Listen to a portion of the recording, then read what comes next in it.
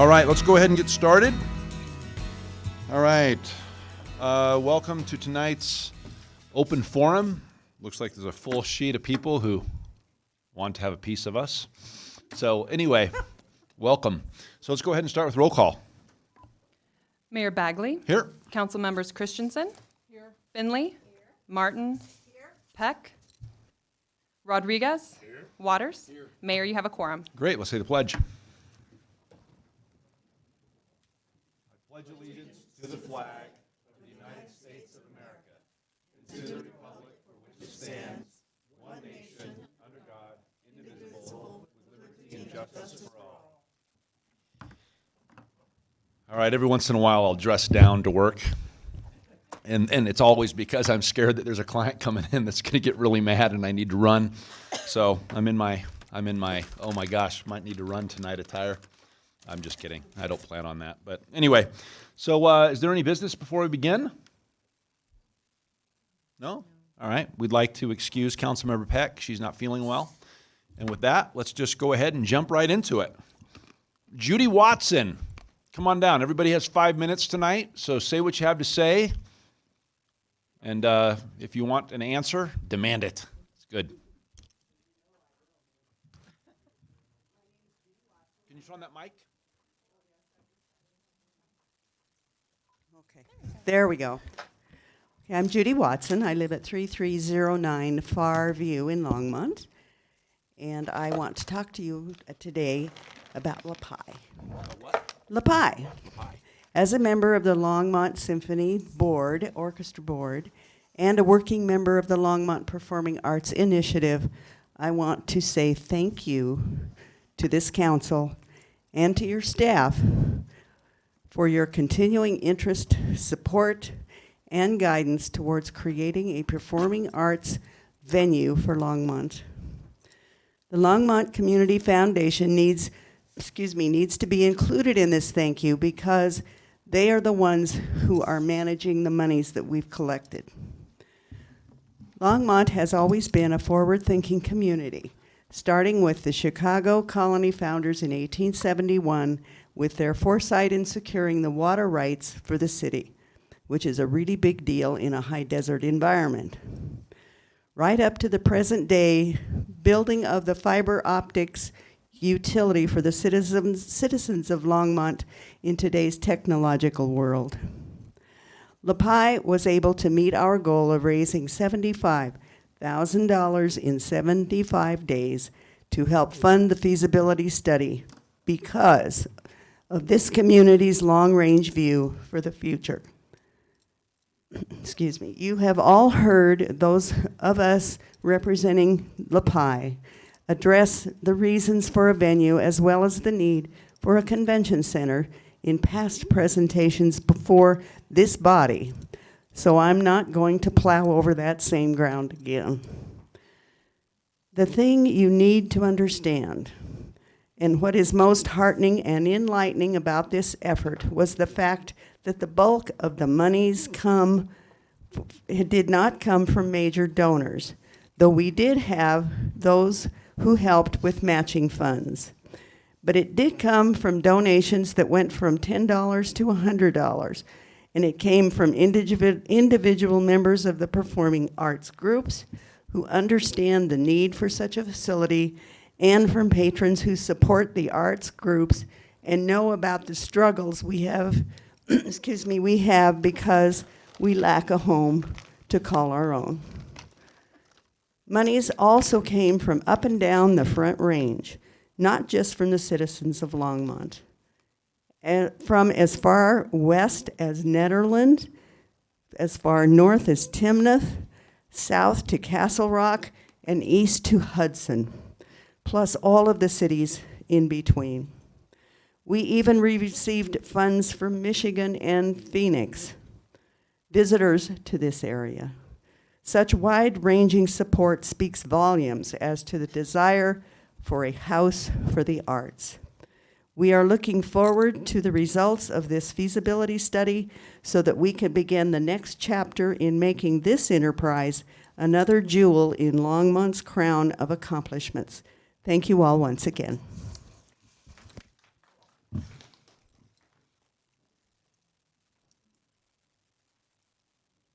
It's go ahead. Are you Kim? We're switching. All right, Kim, come on up. Thanks. Elliot and I are switching positions. My name is Kimberly Taylor, and I live at 808 Cheyenne Avenue in Northeast Longmont. I'm the Vice President of the Board of Directors for Centennial State Ballet, a spokesperson for the Longmont Performing Arts Initiative, as well as a parent of a Centennial State Ballet company dancer. My name is Griffin Taylor, and I live at the same address, and I am a company member of Centennial State Ballet. On behalf of Centennial State Ballet, the more than 100 dancers that perform in each of our 2 large annual productions and their families, as well as the Longmont Performing Arts Initiative, I would like to personally thank the Longmont City Council for your constant support and guidance throughout our effort to fund and launch the feasibility study to build a dedicated performing arts venue in Longmont. The fact that we met our goal of raising $75K in 75 days is a testament to the fact that this is not a wild idea. There has truly been a groundswell of support, considering the fact that our campaign had more than 150 different individuals, businesses, and organizations that helped to fund LaPie's financial commitment to the feasibility study. A thriving arts community is directly correlated to a thriving economy, as well as a sign of a community that is loved and will endure. What I do know for sure is that ballet has helped my son Griffin find his place. Performing with Centennial State Ballet gives him a community of friends where he learns discipline, disappointment, and how to work hard for something you really want, to become a professional dancer.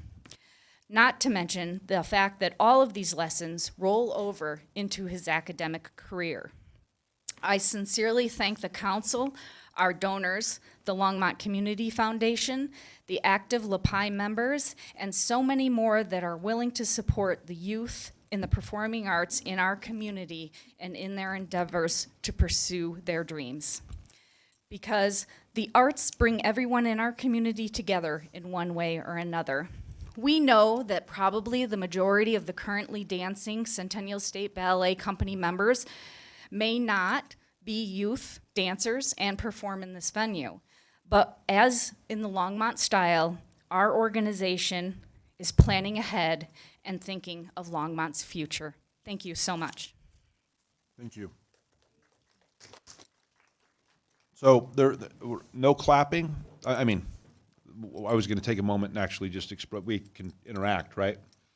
Just so you guys know, at least I think everybody on council supports the Performing Arts Center. So not to cut off public invited to be heard before our beloved symphony director takes the podium, but part of the reason why we were so enthusiastically behind the feasibility study is it's not to find out whether or not people want it, it's to find out what we need to do to make it successful. And so I look forward to that process, and I'm pretty sure, in speaking with all my colleagues on council, including Councilmember Peck, who's not here, that's kind of the track we're on.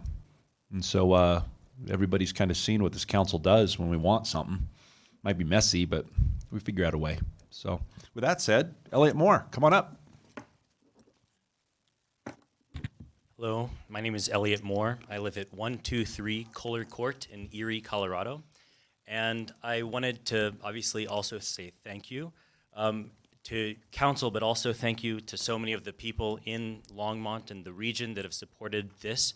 And I thought it would be fun to kind of give a musical example in terms of the process and the ups and downs and the twists and the turns that happen as we're doing this feasibility study and discovering how we can make it feasible. And I wanted to play something that has all of those twists and turns and that is the beginning of an amazing journey. So here is Bach's Prelude to the First Cello Suite.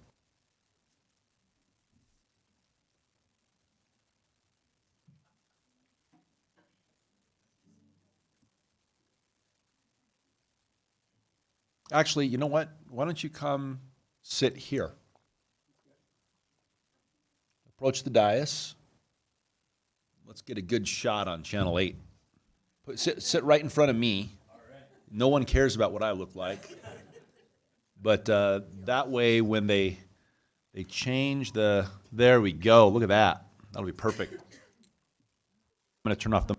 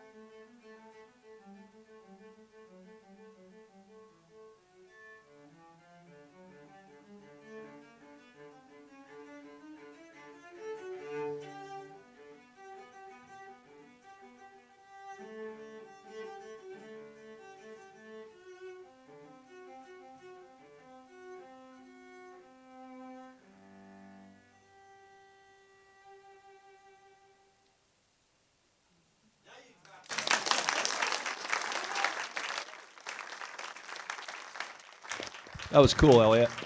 That was very cool. Thank you. And you look great up there. I hope the audio caught it.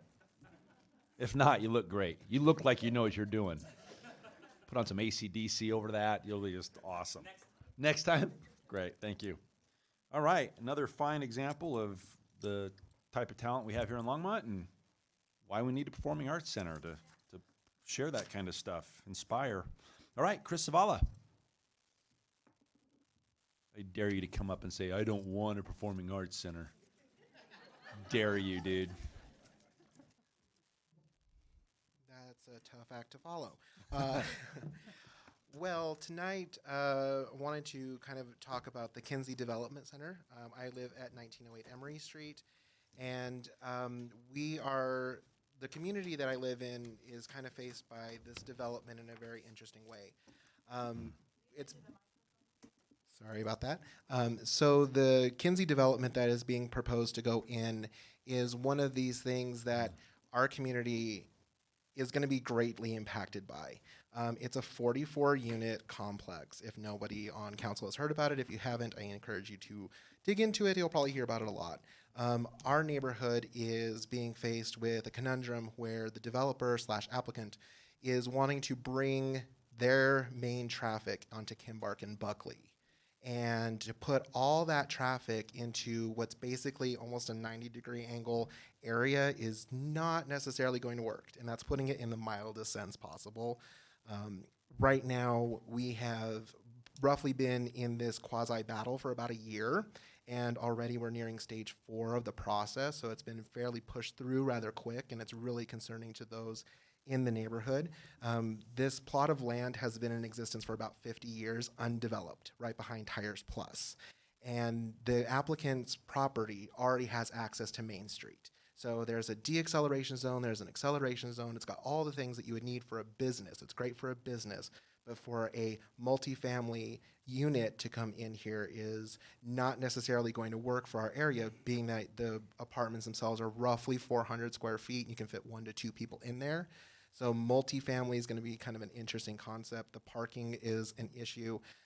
In the meetings that we have had with city staff, we've basically been told, you know what, you're just going to have to deal with it. You're going to have to take this building coming in because they're abiding by all the rules and conveniently rules that had been changed earlier in this calendar year. So they can put forth this building, and he owns the property. He can request whatever he wants. We have a replat in place that prevents access to Kimbark and Buckley. And there is a push for them to go ahead and get rid of this replat so that they can have their access there. We've been told a couple of times that we can believe what we want to believe by city staff, by members that are either with the developer or not. We've had 2 community meetings total. The first one was very tenuous. We had no information about what this building was going to be about. There were no handouts. So it was a very big issue. And then we had our second meeting just recently within like the last 60 days or so. And our community was basically vilified by city staff, saying that because we're against this building coming in the way that it comes in, that we are against affordable housing. And I want to make sure that everybody understands, us as a community in our neighborhood, we're not against affordable housing. And to combine those two is very inappropriate, because we're not against affordable housing. We're just against this property in the way that it's going to situate on the land that it has. And we came to find out during this last community meeting, if you want to call it that there's also a greenway project as part of this. And the city's been really vocal about how excited they are to make this a greenway project against the oligarchy ditch. Us as a neighborhood found out about this at the meeting. We wouldn't have even had the meeting had we not protested to council multiple times and sent multiple emails. So for us in the neighborhood, this property is very contentious. It doesn't make a whole lot of sense for where we are. We were at the last meeting basically told, well, we have people saying that they're for affordable housing. That's not the issue. The issue is the property. The issue is that this building is 44 units at 400 square feet. There will be no on-site management office. According to the plans that we were shown, there will not be a management office on site. We were told that Longmont Police Department is going to be involved in making this a safe neighborhood. Our neighborhood's already safe. So if we're going to be involving the police in getting this building to be even safer, when it doesn't even exist yet, if there's already this concern that 44 additional units is going to cause an issue to public safety, that's concerning to a lot of us in the neighborhood. And for us to be looked at as homeowners, as taxpayers, as the villains, when we're just trying to protect our neighborhood and say, you want to put in this access to the property and fire and emergency needs all this, put the emergency gate on Kimbark and Buckley and use your already existing legal access from Main Street. When we proposed this to the applicant, we were told that's not my problem and I'm not going to go to CDOT and make that battle. I'm going to use your road. Thank you. Thanks. So so Eugene, this is probably one that's going to come back, right? Or no? What I mean is the P&Z, if it gets appealed, it'll be back in front of council. But there is an appeals process, et cetera, or no? Yeah. So in this particular case, it's a public forum, but speaking generally, right? And somebody else can chime in on a lot of this stuff. But so speaking generally, there's a format, right, or process, right? When it comes to planning and zoning and development, there's an applicant, there is a development proposal. It either goes to P&Z, goes to city administrative review or whatever. But at some point, I imagine if there's an appeal, it will be back before this body, and we won't be acting as council, we'll be acting as a quasi-judicial body. So we're only allowed, in the event that that comes forth, right, we're only allowed to take into account the evidence and make our decision based on that hearing. And anything we say tonight, my understanding is, or is that not going to happen? So the Kinsey development, as I understand it, is related to the code changes associated with affordable housing that allows that process to go through So there is no appeals process. administrative review. So I don't believe there's an appeals process on that component. So that Cool. is Then let's talk. that is a different conversation. So based on what that gentleman just said, what are his concerns? I mean, I heard his concerns, but it sounds like access to the neighborhood and Correct. density. Correct. So do you know much? Do we have anybody here who can talk about the project? I'm trying to see who's. And why aren't you home? He's sick and he's here. Why are you Who? here? You. Oh, that was my back. My back is better. All right. Okay. Joni, actually, I have a bunch of the planning staff that is actually sick regarding this. So I think generally you have a couple of issues in play, but it really is the access and the density, of which all of those are associated with the amendments that we made to the Land Development Code, specifically related to affordable housing. Based on the IZ ordinance, there will be items coming to the council very specific to meet some of the requirements that you've outlined in that ordinance. And so that's a different conversation. And I can't think of the top of my head when this is coming back to you.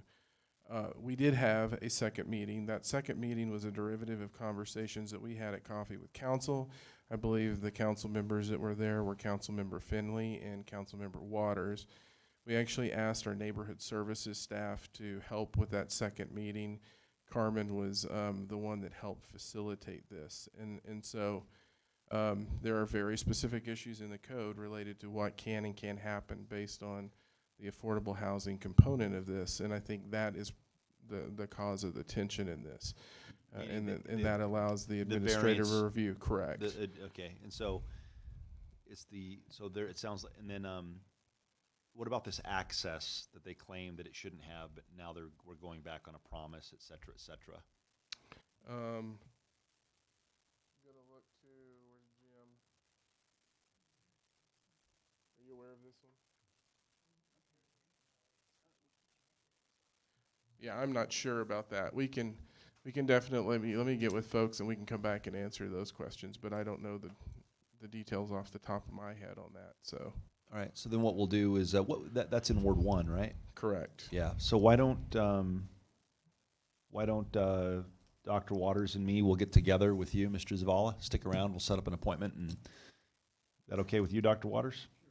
Sorry, I just volunteered your time, sorry. Well, I've had a chance to meet with members of the neighborhood. I've had a chance to hear from the property owner. I've had a chance to visit with our planning staff. And I think I understand the issues. And there's a high level of emotion and all legitimate concerns on the part of the neighborhood. There are legitimate concerns and interests on the part of the guy who owns the land and is just operating according to code. These are simply competing Interests. and conflicted. I'm not saying that the conflicted interest that there are any bad people in this.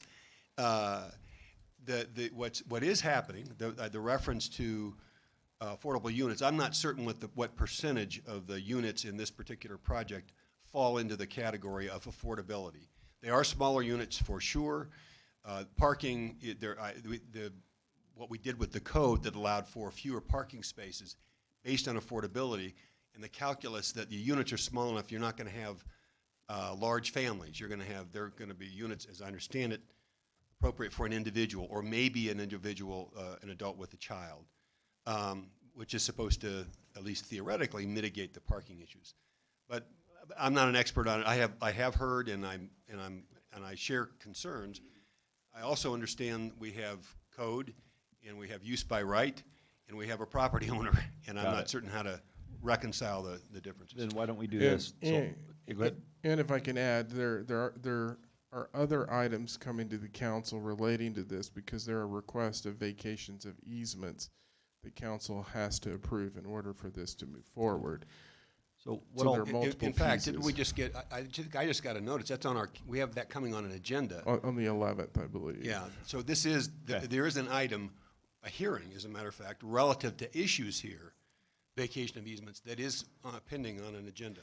Got it. And that's But what I not was the hearing in terms of the And that's what quasi-judicial piece. that's what I was asking about. Right. That's what I was thinking of. So, Mr. Duvall, what we'll do is let's touch base, me and you. I just like to understand. That doesn't mean I'm going to be your champion. It just means that I think we'll all come up to speed and be ready for Tuesday. And we'll get Carmen to reach out to you because based on what I heard at Coffee with Council, I wanted to make sure that we had someone that was, separate and apart that focused on this engagement.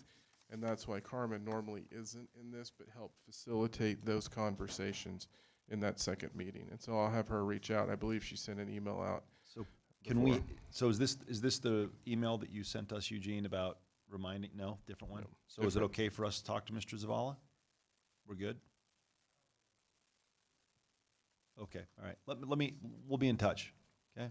Mayor Bagley, just Yeah. the notice, and I wondered why I received it, because I don't receive hearing notices on every Ward 1 issue.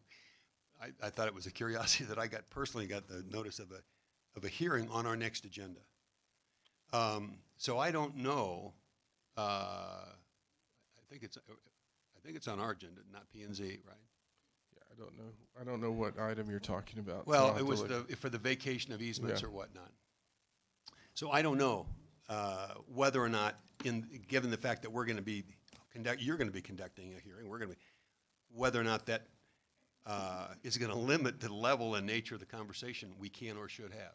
I think that's the question, the legal question, or guidance that I'd want to have.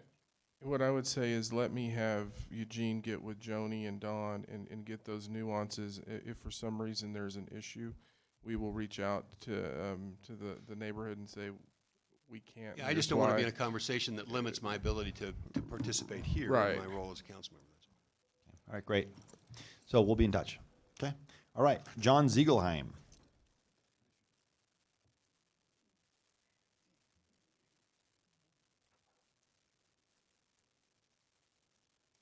Good evening, Mayor and Council. Following Chris, I got to correct him. It's not 400 square feet apartments, it's 300. I'm going to talk about the Kinsey apartment project proposed for the lot behind Tires Plus. Apparently, someone has come up with the idea that first responders can get to our neighborhood faster by using a shortcut through Tires Plus and then the parking lot of the apartment complex. There are just too many variables to make that feasible as tow trucks, FedEx, UPS, trash trucks, et cetera, can plug up that driveway, making it impossible for emergency vehicles to get to us. Stick to the main roads and forget the shortcuts. Now, I'd like to address that last neighborhood meeting we had on the same project. To say the neighborhood were outnumbered by special interest groups, developers, and investors is an understatement. One of the neighbors asked for a show of hands as to who was from the neighborhood, and she was ignored. I felt we were playing poker against a stacked deck. One other thing, the developer wants us to think a curb between Tires Plus and the apartment complex will deter cut-through traffic from Main Street to Kimbark and Buckley. He must believe our gullibility is boundless. Thank you. Thank you, sir. Tom Miller.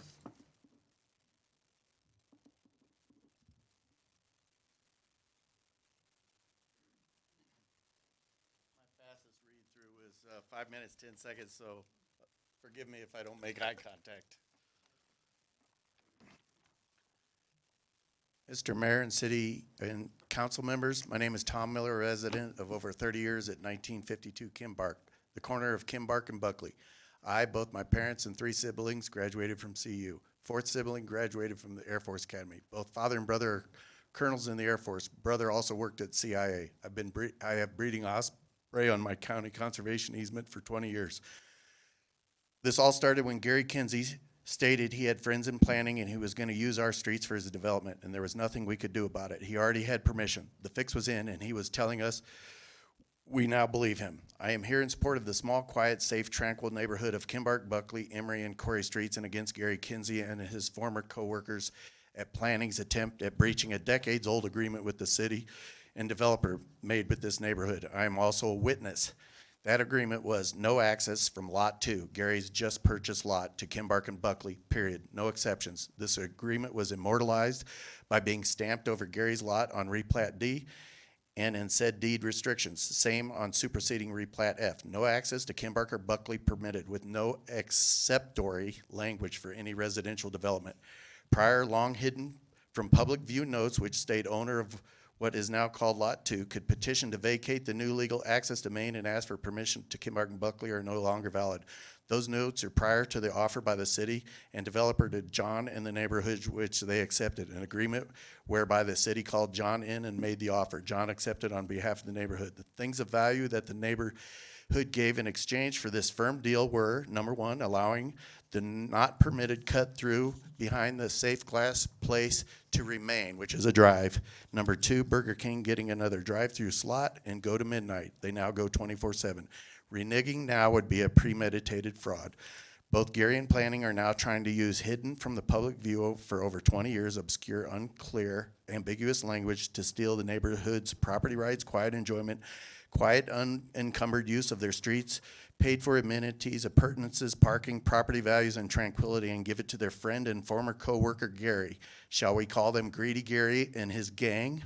I asked Gary why he refused to use his legal access to Maine. His response was, because I don't want to. Same attitude from planning. They all refuse a win-win alternatives. Gary's way and the no highway. The city would be totally irresponsible to place high-density living next to a known dangerous waterway with one drowning already. Kids are attracted to water. That big ditch has steep sides lined with bentonite clay, which will trap kids like the saber-toothed cats in the La Brea tar pits. Insurance companies will have a fit when they discover the city is so foolish. Also, you may be personally held responsible and liable in the future if another drowning occurs and you were shown to have been pre-warned, which you all have been. Developers and planners' response to this concern is that's the city's problem. As mentioned by John Ziegelheim in prior meetings, I asked at the end of Gary's presentation to approach their projector. I pointed out several proposals, misrepresentations on their drawing. Their drive to Maine was a zigzag, not the straight 200 feet straight it is. Gary Kinsey did not like my alternative of a fire truck cul-de-sac and then violated the Hobbs Act by trying to intimidate me by going nose to nose. He said you were never a developer and repeatedly chest bumped me all the way into the corner. I held up my arms in surrender and his partner came to pull him off me. That's absurdly outrageous. This was witnessed by dozens. Karen Bryant, who had just moments before excoriated the audience for being against Gary, purposefully left that assault incident out of her meeting minutes. I have presented numerous alternative drawings to planning that have more parking by breaking his building in half and putting a fire truck turnaround behind it. He's got two existing accesses to Main Street. We believe Gary's refusal to attach them to Main Street utilities means the cost of a half a mile of bigger sewer and electric lines, which will be cleverly passed on to citizens. Fire department was originally against this, and Karen ruled that Gary had to resubmit using Maine. Somehow they were coerced to change. Either planning deceived or did not deal in good faith with John Ziegelheim in the neighborhood in 1993 or 94, or they are deceiving you all now. I believe after my and other presentations, you should be flabbergasted at the total lack of common sense and or corruption of your planning department. What's wrong with win-win? 26 years ago, when developer was trying to get Burger King, their access idea came into conflict with the neighborhood. A petition was submitted on April 30th, 1993 with 59 signatures. The developer and Burger King reasonably adjusted the design, eliminating their drive request, and the developer added a new 24-foot wide access to Main Street. Gary's lot currently has two accesses to Main Street. One is 200 feet straight shot with a brand new deceleration lane and a 50-foot wide mouth opening to Main, 10 feet wider than our Kimbark Street. Planning refused this statewide. Gary can't use his current access to Main Street, only stating right turn in and right turn out only. How do they know when Gary refused to submit to CDOT? The neighborhood's main complaint is Gary should use his current access to Main. If it's too impactful for 5-lane Main Street, it's way too impactful for Kimbark. Karen lied to me about the traffic study. She said the city was responsible. Gary had it done. They had a hose cross. I get it. Their traffic study counted on both Kimbark and Buckley twice, doubling the traffic. If you, better yet, right, if you could just I'll submit this. Give that to that lady right at the end. Okay, thank you. It had one more page on it. Cool. I mean, that's what I figured. I gave you I was I know, slow on 10 seconds because I was like, did. maybe he's gonna. I'd be done by now, though. Yeah, that's right. So if you could go ahead and give it to her, that'd I be wanted great. to read faster, but I want you guys to hear what I'm But saying. we also want to read it, so Okay. it's good. Thank you. Thank you. All right, Sheila Zilheim.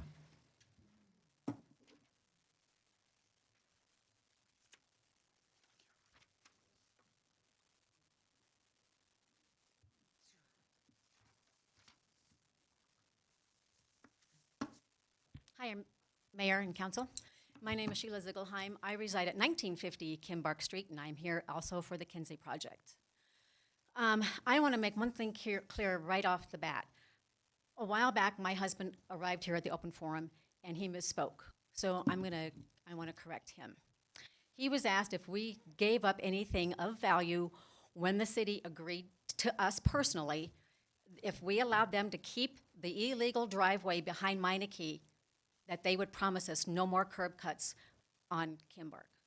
So we agreed. We gave up value. We gave up the privacy, the quietness, and quality of that neighborhood for that driveway. You wouldn't believe what we get off of that driveway.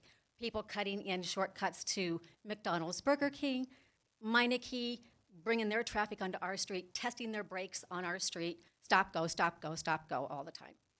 Okay, so I wanted to make that very clear, that, yeah, we did give up a lot of value. Okay.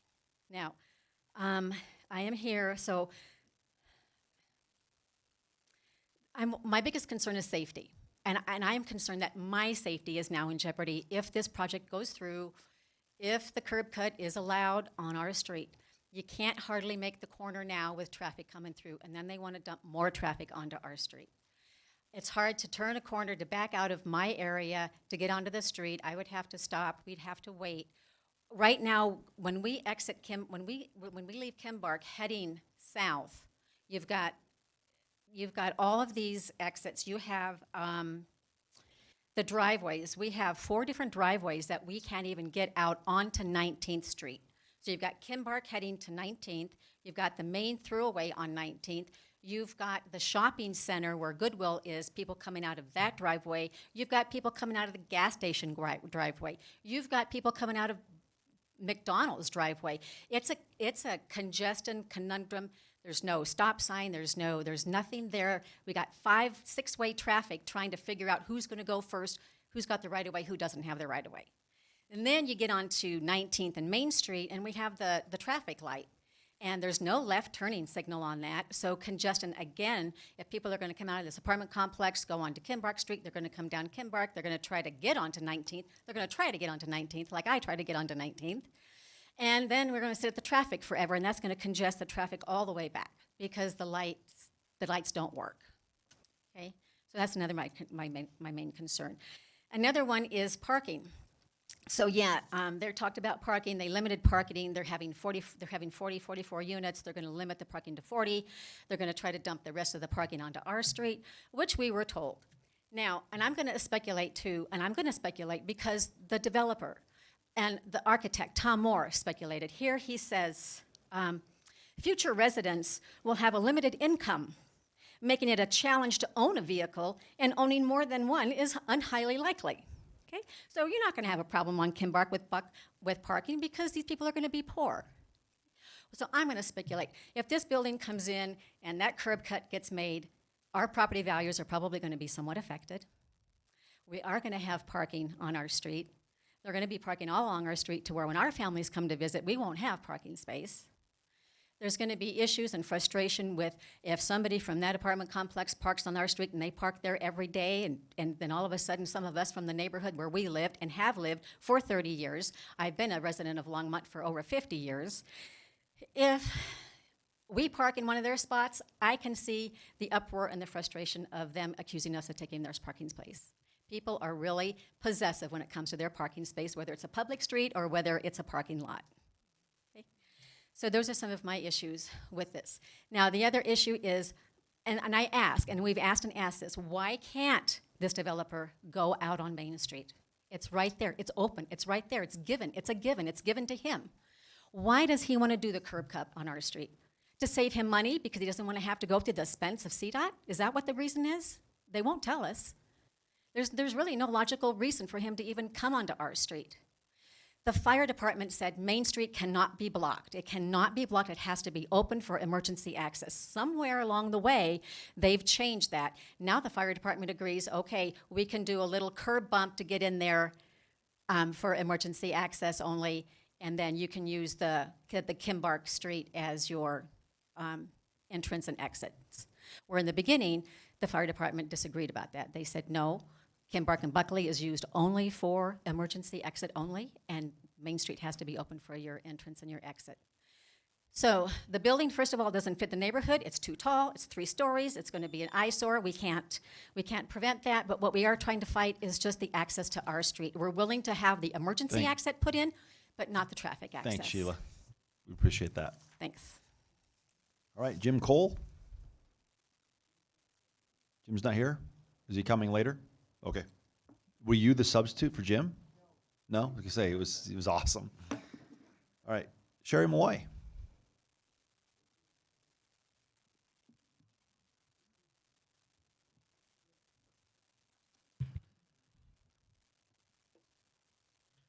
Good evening, Mayor Bagley, Mayor Pro Tem Christensen, and members of City Council. Sherry Malloy, 2113 Rangeview Lane. I'm here to advocate for protecting our natural areas in Longmont. As you know, I'm one of the organizers of Stand With Our St. Vrain Creek, formed 5 years ago after the 2013 devastating flood. Stand supporters are concerned about the potential for development along the St. Vrain that is being made possible due to flood mitigation. We've continued to advocate for protecting our St. Vrain corridor from potentially damaging development by promoting policy with safeguards to foster riparian health and the wildlife riparian areas support. 90% of all wildlife depends on riparian areas for survival. If we want to continue to have fish, beavers, herons, pelicans, frogs, toads, turtles, hawks, eagles, owls, swallows, coyotes, foxes, deer, mink, wild turkeys, and bobcats along our greenway and at Sandstone Ranch, we need to protect these areas from development, which will cause harm if too close or inappropriate. Last August, this City Council gave final approval to the first set of major updates to the Longmont's Land Development Code in 17 years. These new standards became effective in September. These did not include improvements to the Habitat and Species Protection section because they were waiting for the Wildlife Management Plan update to be done. At subsequent council meetings, staff was directed to include several amendments and to develop a sustainability evaluation tool for appraising development applications using the triple bottom line. The planning department consultant is expected to present these amendments and the new tool to council later this summer. The Wildlife Management Plan update is also being finalized and should be done and approved by City Council next month. You might recall last October, Stand With Our St. Vrain Creek presented you with 750 postcards and 520 signatures on a petition from residents which stated, I quote, "We, the undersigned, urge Mayor Brian Bagley and City Council members to protect Longmont's sensitive and important riparian areas from the intrusion of damaging urban development. Specifically, we want all and any considerations for development in proximity to St. Vrain Corridor to be put on hold until the following are in place. 1, FEMA approves new floodplain maps. 2, resilient St. Vrain project plans and funding are in place. 3, the Land Development Code update is completed for the sections concerning riparian protection and wildlife management. 8 months later, today, although none of these 3 common sense provisions have been realized, development applications are being submitted and processed along our St. Vrain Greenway. The proposals fall under the current code and thus lack the essential riparian protections that are to be presented to council very soon. For this reason, Stand With Our St. Vrain Creek is recommending council enact a timeout now on any and all development or redevelopment applications along our St. Vrain Greenway until the code amendments and sustainability tool are established. Ideally, this should also require that FEMA approves new floodplain maps and the Resilient St. Vrain mitigation project is completed, but sadly we realize that's highly unlikely. Enacting the code updates and approving the sustainability tool is the best way to ensure that any development along this corridor is done right. According to our city manager, these important standards and practice policy improvements should be in place early this fall. Therefore, this timeout will be short and productive, giving staff a chance to catch their breath and devote full attention to completing the code and tool that accurately reflects council's directions based on residents' values. A timeout is a quadruple win. 1, win for staff to get caught up. 2, win for our creek's health to continue to recover and be protected from future harm. 3, win for the public who value this gem. 4, win for developers who have better guidelines to improve their proposals. The results of the 2018 Longmont Customer Survey found 74% of residents rated protecting natural areas from development as very important. Clearly, Longmont residents place place high value on protecting nature. Please be proactive with a timeout to allow good policy to catch up to and inform good development before it's too late. Thank you. Thank you, Ms. Malloy. Jim Kenworthy.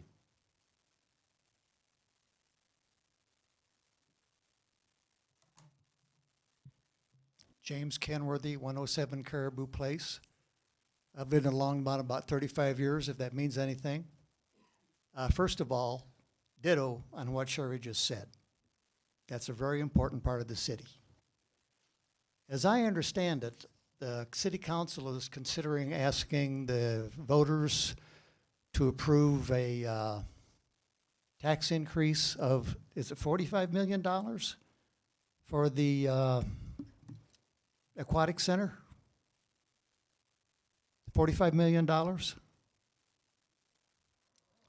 What's the exact amount? About 45? Yep. 4.5? 45. $45 million. There's something more important going on that the city needs to pay attention to?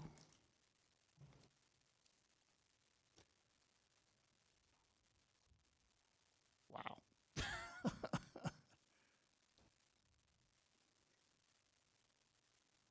In early October of 2018, the International Panel on Climate Change gave a special report on global warming. In 12 years, we will be so deep in the mire that it will be impossible to mitigate climate disaster. That was 9 months ago. We have 11 years and 3 months left. And my question is the city considering doing anything about this? Is there anything going on? I don't expect an answer right now. I'm just going to keep on. Acting now is imperative. We're facing mass extinction. We've already had extinction of a lot of insect species, bees, butterflies, other things like that. There's a lot of facets to this problem, but I want to talk about one, public transportation. The city needs to build a system to augment what RTD refuses to do. Buy some small buses to reinforce the feeder lines in the neighborhoods that brings people to Main Street. Make it possible for people to get to the grocery store in a reasonable amount of time without driving cars. Public transportation will reduce traffic. That makes the streets less dangerous, safer for bicycles and pedestrians. That makes for less pollution, and it makes it possible to get for some of the people to get rid of their cars. They can stop buying car insurance. I'm talking about the elderly. They can stop buying car insurance, and they can stop buying gasoline. Okay, back to the main problem. This is not a joke. This is not a drill. We're facing mass extinction. Maybe this is an intelligence test. Are we clever enough to work together to get out of this mess we're in? We created it. We created it. We need to fix it. The federal government's not going to do anything for at least 2 years. And who knows what they'll do after the election. You're going to find some documents in your inbox soon, a couple days. One is a resolution endorsing the declaration of a climate emergency. The city needs to declare a climate emergency. A lot of people have no idea this is going on, and it's going to happen no matter what. The climate doesn't care what anybody believes. They don't. It's about a 15-minute read. And the other one is 33 actions local authorities can take on climate change. That's a longer document. Okay, I'm finished. Thanks a lot. Let's hope we survive. Thank you. Edward Bendelow.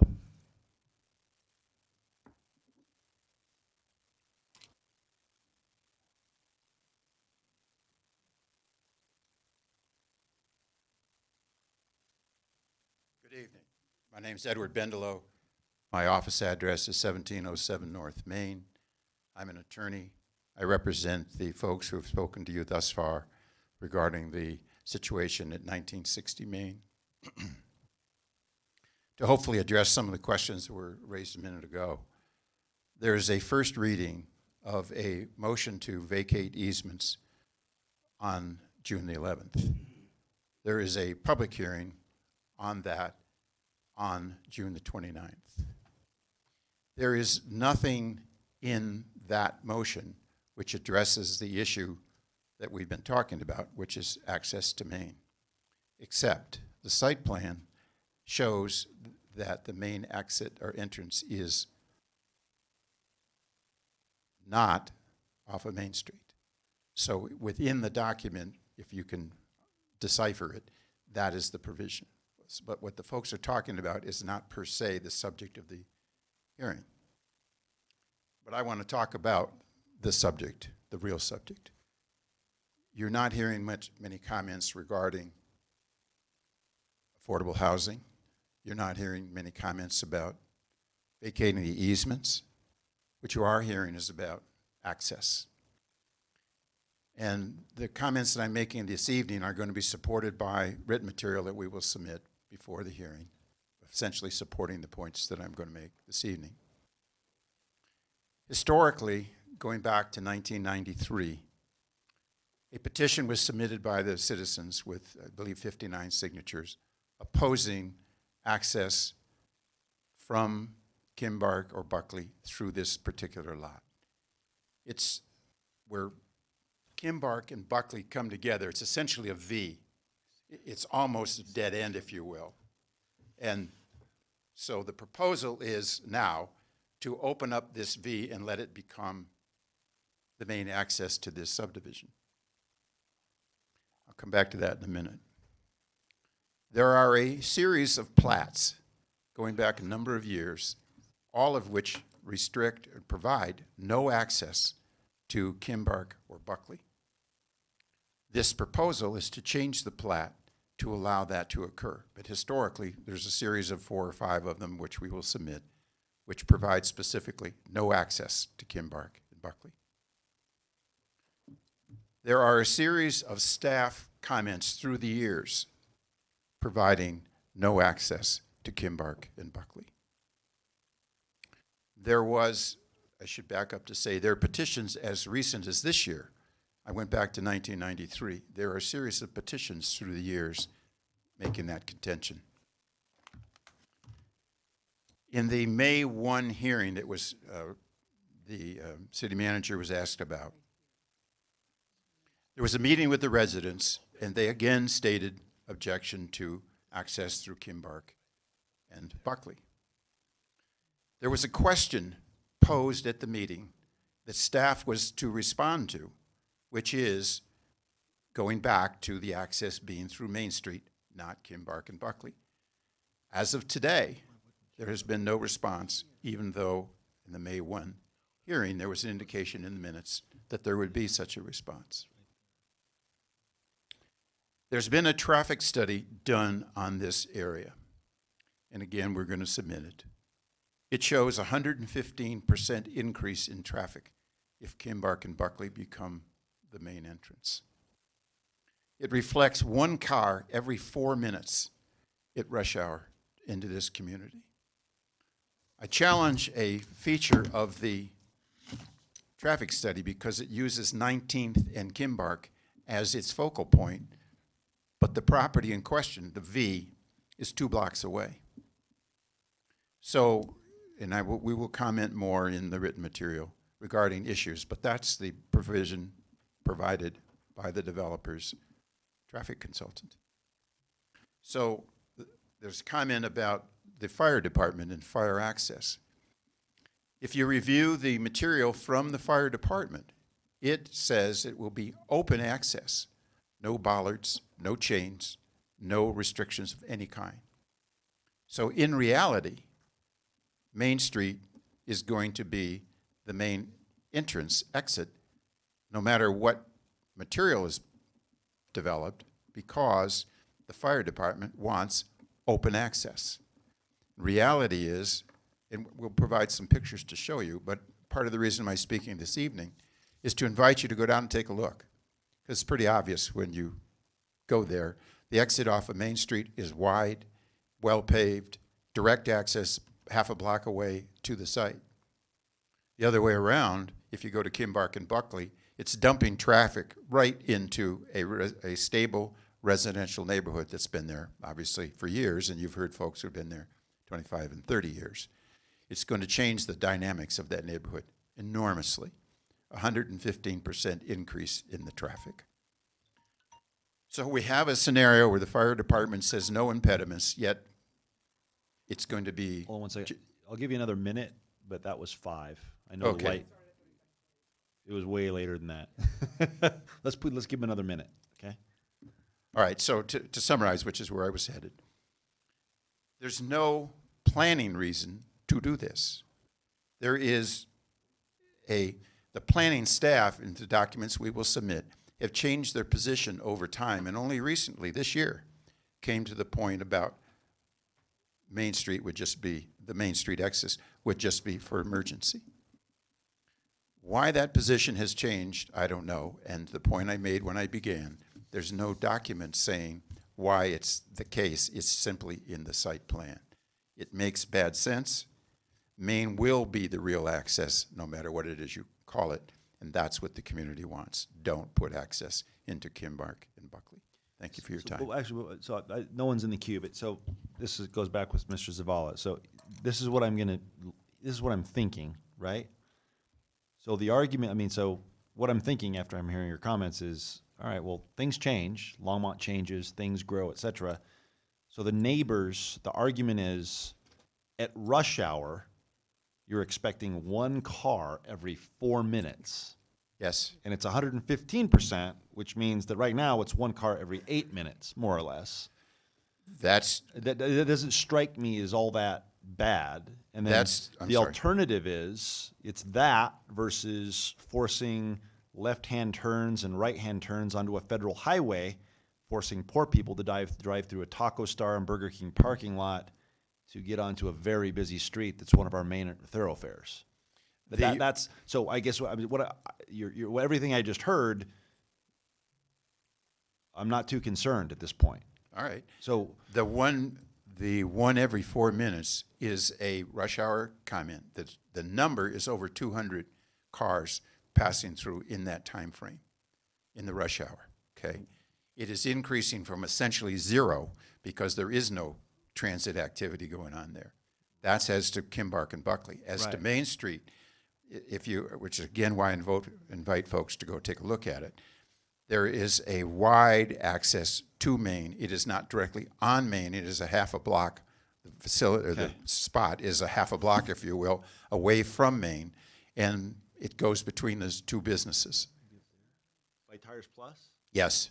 Okay, I see it. Okay. Okay. So the point take a being look. that there is room there. There's access half a block away, not right on Main, and it's already geared for traffic. That's but you're still that is still north of Taco Star, south of Tires Plus. Yes. It's still going on to Main Street, though. That's correct, and even if you call that the emergency entrance, which is what is being proposed, that's not how the fire department characterizes what will happen. No impediments, open access. So you only want 1 access onto Main Street? No, the emergency access, the neighborhood has conceded. They've conceded emergency access, Kimbark, Buckley. Got it. So you're just saying they'd have access onto Kimbark and Buckley and Main Street, you just don't want it big. To be the main entrance. Let the main entrance be where it's logical, which is Main Street. All right, we'll go look at it. All right, Okay. Thank you. Appreciate it. Thank you. All right, Michael Kopf. Oh, sorry. Huh? Actually, let's take a 5-minute break.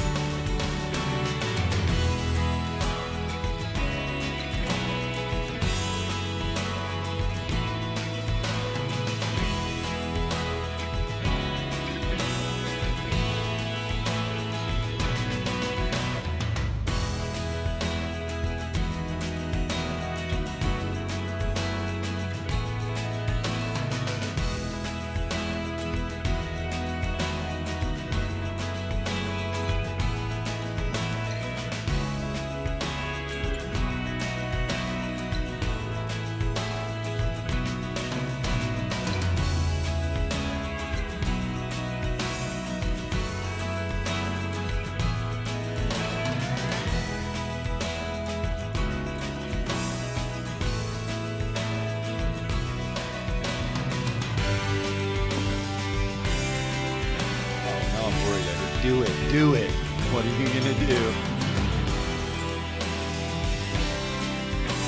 Right.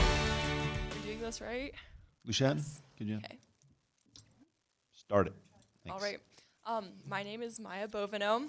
I'm 16 years old, and I go to Niwot High School. I'm Simon Sai. I go to Niwot High School in 8312 Greenwood Drive is my address.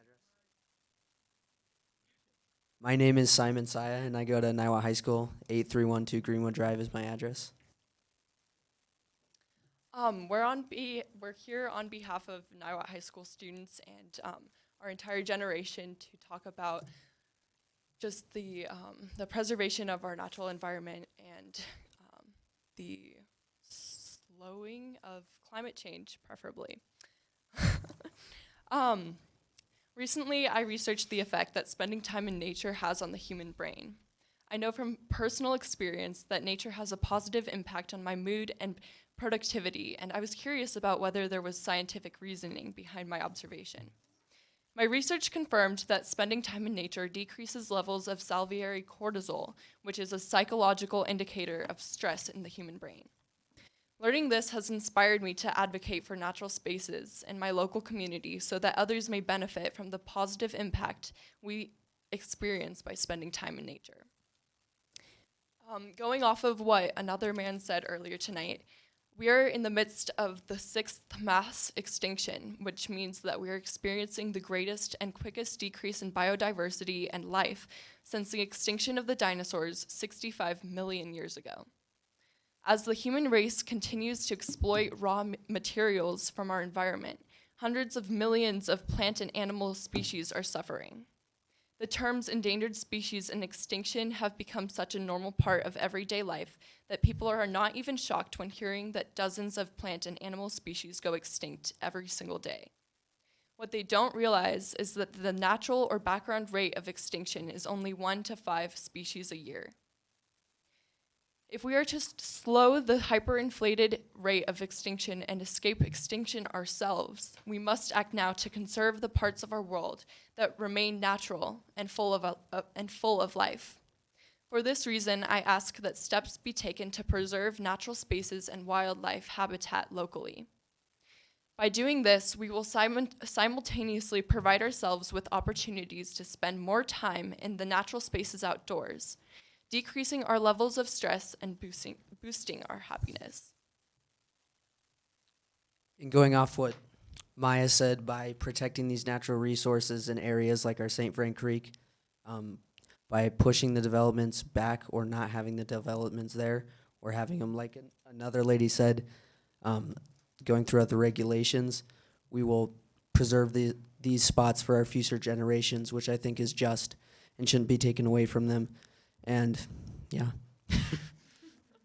All right, great. Good job, guys. Thank you. All right, Michael Kopf. Thank you for your patience, sir.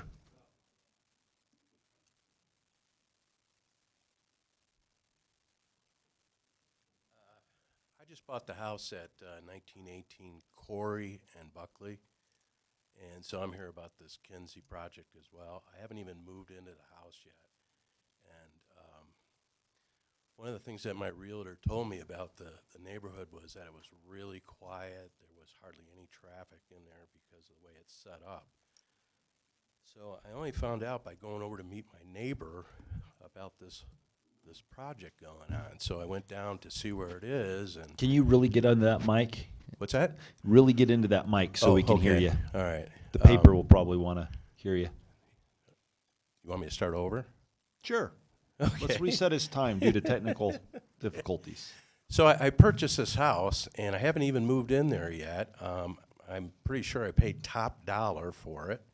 And now I'm finding out that there's this apartment complex that's just going to go down at the end of the street. It's going to cause a lot of traffic issues.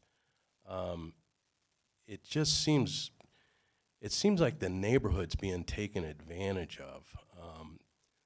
I bought the house from an estate because the people that lived there passed away.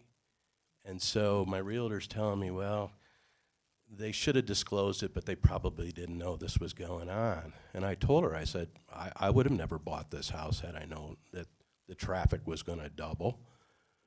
And I don't understand this. Affordable housing, 300 square feet for $1,100.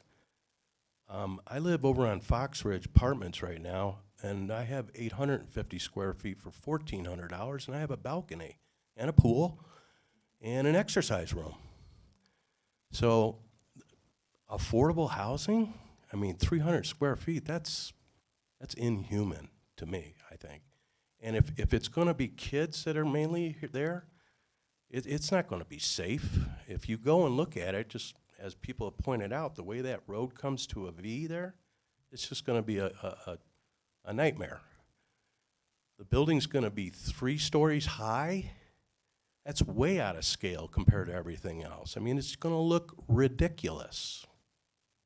So I just moved here a year ago. I've waited a whole year, worked very hard to purchase this house, and I'm really disappointed right now. I don't see the logic behind what's being proposed here, other than the profits of one individual. Thank you. All right, don't clap. I'll let you clap for kids and performances, which arguably, never mind. Elizabeth Frike.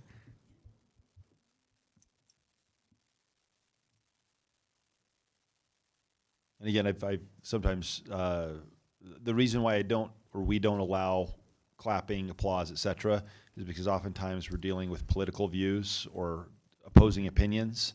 And there might be somebody who now they don't want to speak if somebody claps. They might feel intimidated, et cetera. And we want to encourage people to come up and talk. So you're encouraged, Elizabeth. Thank you. Good evening, Mayor and council members. My name is Elizabeth Frick. I live at 314 North Parkside, Apartment G. I'm new to Longmont, having moved here last July. I'm very happy here. I love the city. I think you're doing a great job, and I thank you for that. I'm here to ask that Longmont consider permit parking to help alleviate the problems of dense development. Don't get me wrong, I'm not complaining about development or density. I'm simply asking for ways to mitigate the effects of dense development on all of us neighbors. I live a block south of the rec center in a new development called Parkside at Quail Ridge. We are bordered on the north by the Quail Village Apartments, comprised of 84 units.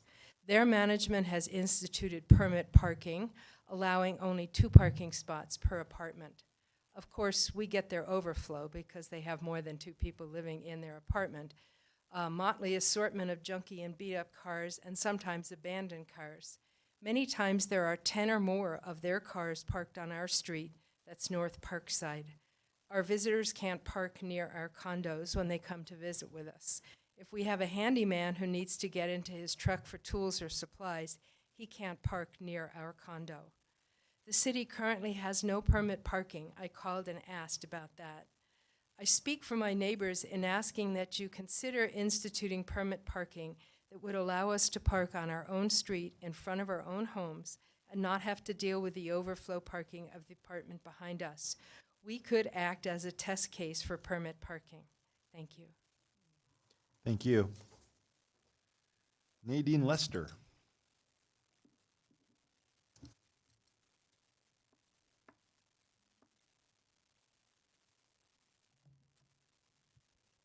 Hello. Elected representatives of the people of Longmont, good evening. My name is Nadine Lester, and I live at 1517 Mayfield Lane, Longmont, Colorado. Yes, I live in Longmont, in Boulder County, in the state of Colorado, and I live in a wonderful place. A thriving community with rivers and streams running through it. So I am here tonight as a supporter of Stand With Our St. Vrain to express my support for a careful and measured approach to development along the waterways of Longmont. I agree with other speakers' comments about the importance of careful planning in our community, especially where the St. Vrain River corridor meets human activity. allowing development right up to the very banks of St. Vrain Creek would be insensitive to the needs of resident and migrating wildlife, would undermine the natural ecological balance of the river itself, and would put citizens in harm's way. I say that because there have been 11 flood events in this area in recorded history, and with the continuing impacts of climate change, there are sure to be more. Therefore, I'm asking that we wait for Longmont's new land development code, which should include more stringent criteria for variances, before the city approves any development applications along the river corridor. We need to preserve our 150-foot conservation buffer along the St. Vrain. We will never have a better chance to do it. I was here at the city council meeting a couple of weeks ago when Council Member Waters put forward a motion to halt all development in the city until the new land development code and the sustainability evaluation tool for development proposals are in place. While I deeply appreciate Councilmember Walters' commitment to smart growth, I believe that the scope of this timeout may be too broad. Please, let's narrow the focus to only those development proposals within the river corridor. Also, I am here to suggest that the city fund 2 important staff positions related to our urban and natural environment. We can help our community achieve not just smart, but wise growth along the river corridor. To do that, Longmont needs a full-time environmental planner and a full-time volunteer coordinator. An environmental planner would review all development proposals and provide oversight to ensure adherence to city codes, as well as to developers' own habitat and species reports. This is a position Longmont does not currently have, but many neighboring cities do. A full-time volunteer coordinator would be able to recruit interested Longmont residents who could keep our parks and open spaces trash and weed-free, and who could conduct more wildlife and vegetation surveys about city lands. Following the flood of 2013, Fort Collins instituted such a citizen-staffed wildlife and vegetation monitoring program, and it has yielded data on 52 properties over the last 5 years.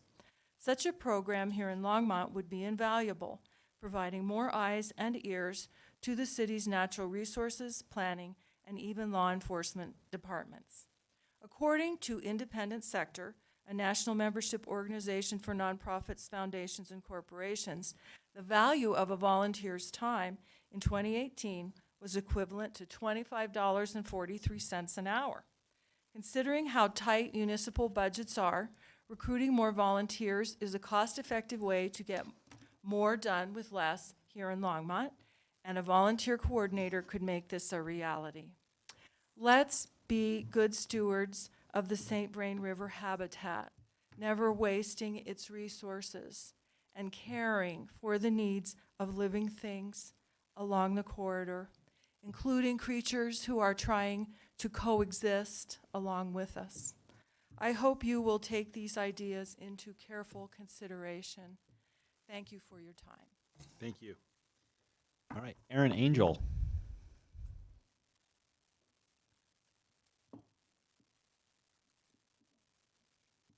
Nice hat.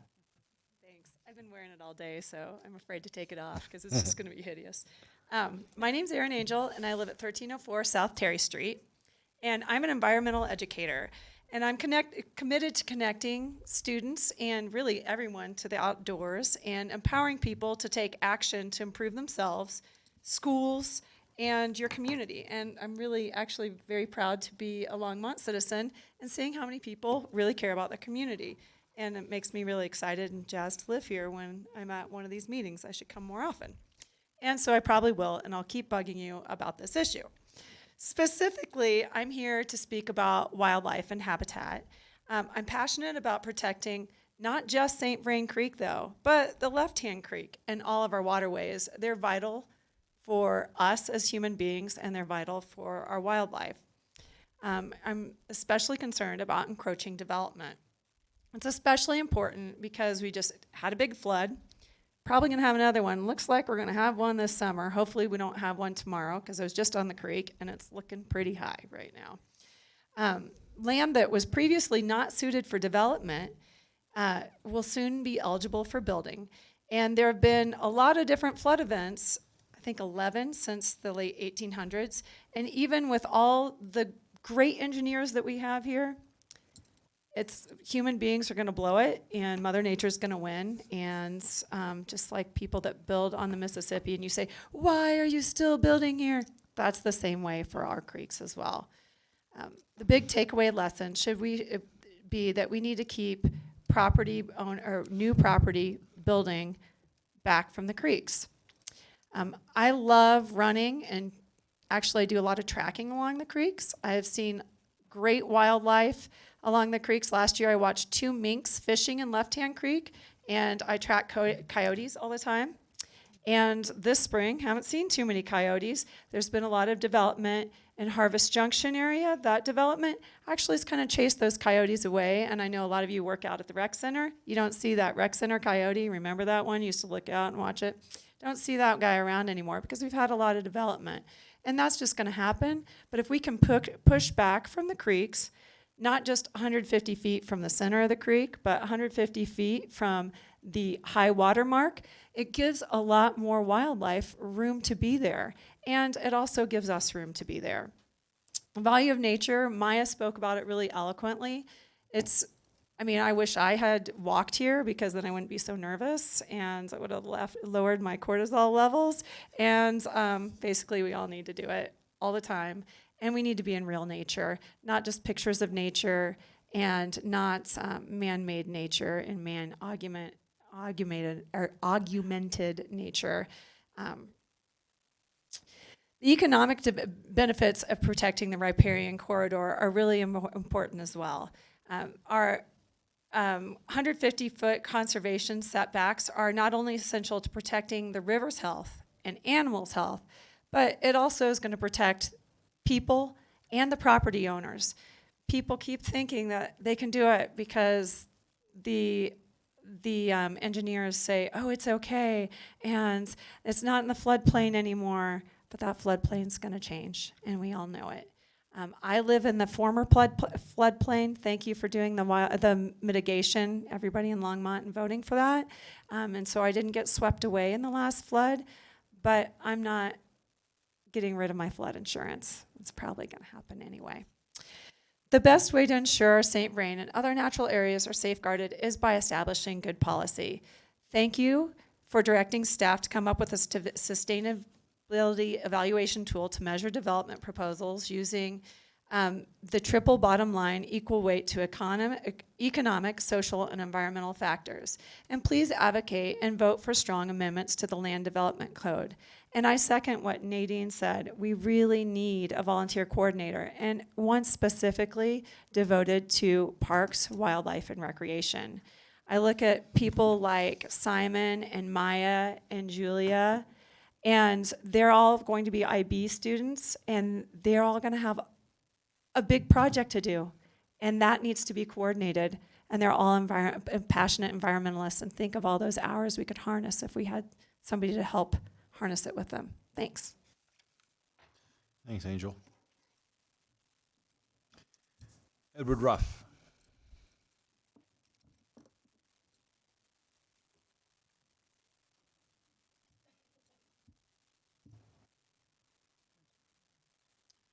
My name is Ed Roth. I live at 407 Buckley Drive, and I'm here to address the Kinsey apartment project. People doing this, get up there. All right, I'm right there. Okay. My main concern are the parking aspects of this project and the access onto Kimbark and Buckley. I'll talk about the access first. It goes back, again, in Plat D and Plat F, they talk about having no access onto Kimbark and Buckley. The city reinforced that by putting a curb where Buckley and Kimbark come together, and by putting a street light there. They didn't do it on the Main Street access. They did it on our end of the property. And so, in light of the fire department wanting to have open access to Main Street, if we allow them to have access also onto Buckley and Main, we're just going to get all kinds of traffic cutting through our neighborhood, and I think that's totally unacceptable. The other part that's associated with it is the parking. It is proposed that they have 40 spaces for 44 apartments. Now let's keep in mind, they haven't sat there and accounted for any kind of handicap parking for people who need that. They also, I think falsely are thinking that people aren't going to have cars. That's not true. And under previous codes that you have approved in the past, there should be approximately 65, 70 parking spots for this apartment complex, not 40. I remember at the meeting we had almost a year ago, I asked the developer, he says, what about visitors? What about people like health aides that have to come help people? Where are they going to park? And he says it's not his concern, and I think that's wrong. So again, I hope you guys consider this when you vote to vacate on access to this property. Thank you. Thanks, Mr. Roth. The man, Bima Buckus.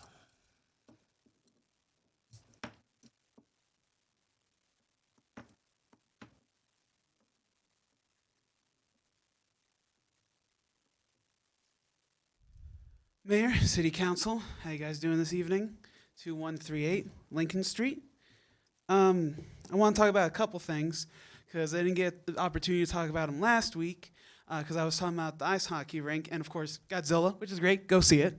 And I'm not going to be here next week, so I want to take time.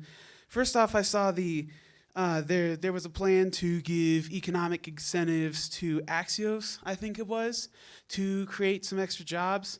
And I didn't really get to look too deep at like the details or anything.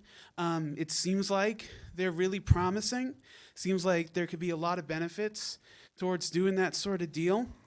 I just wanted to express my concerns with doing economic benefits for specific businesses in general. The first thing that came to my mind is, how is the city of Longmont, which has got 100,000 people and has already got a ton of other crap to deal with, going to, effectively negotiate with big businesses like that? Not that you won't be able to do it competently, but I just imagine the level at which you can negotiate where we end up with a net positive is so high that I would be reluctant to do that kind of stuff in the first place. I know you guys, I know staff does a lot of cost-benefit analyses, and usually where those go wrong is the kind of stuff where the system is designed to look at certain things, and it looks at those things very well, and then there are certain things that the system is not built for design, and if you're already biased towards doing the deal in the first place, oftentimes you can miss those elements that go into those sort of deals. The businesses that tend to get these types of sort of incentives are not going to be the smallest ones. They're not going to be the upstarts. They're going to be the ones that are you're going to get a certain amount of economic activity out of, which means that the businesses that are not certainties, which are the drivers of the economy, are going to have an even harder time competing, because the customer base at any one point in time is always capped. It can grow later, but at a single point in time, it's always finite. And so making it easier for any business to do business is going to make it harder for any other competing businesses to do so. And another thing that I thought of is, if we could do this for a ton of different businesses that might want to increase operations or transfer operations over to Longmont, but then the thought I had was that really shifts the tax burden away from the capital side of things and towards the consumers. It puts more of the burden on people who are buying stuff rather than necessarily the suppliers. Because not only will the percent of the tax of the total revenue that they're paying go up, but also possibly the absolute amount, since we got a lot of stuff to take care of. So so the sales tax might have to be increased to compensate for that. The other thing I wanted to talk about was cigarettes, specifically in relationship to the debated proposal to take downtown Longmont and change its status to public park. And that thing has a ton of stuff wrapped into it. So I wanted to focus more on the smoking parts of it. And basically what I was thinking first off, punitive measures like that, where specifically like being outside at a certain time and smoking, and that's now illegal. I feel like the punishment is way disproportionate to the actual supposed crime offended. I mean, look, I hate cigarettes. I remember, when I was a little kid, secondhand smoke was really, really tough to deal with in certain areas.